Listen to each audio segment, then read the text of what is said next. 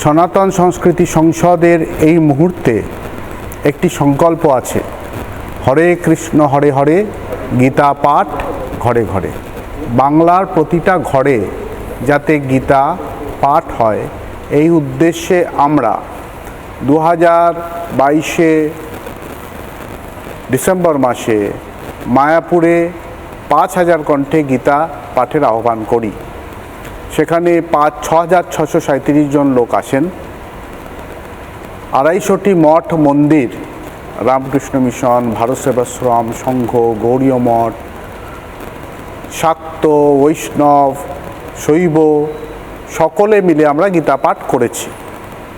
সেখানে আমরা ভূতপূর্ব রাষ্ট্রপতির কাছে গীতাকে জাতীয় গ্রন্থ আমরা আবেদন করি এবং আমরা সংকল্প নিই পরের বছর 2023 কলকাতা ব্রিগেড প্যারেড গ্রাউন্ডে গীতা করব।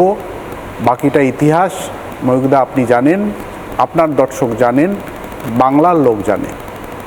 আর আগামীকাল রবিবার 7 ডিসেম্বর সেই ঐতিহাসিক বিগত বৎসরের ইতিহাসকে ম্লান করে নতুন ইতিহাস রচিত হবে, এই বিশ্বাস আমি রাখি। এবং আমি এটা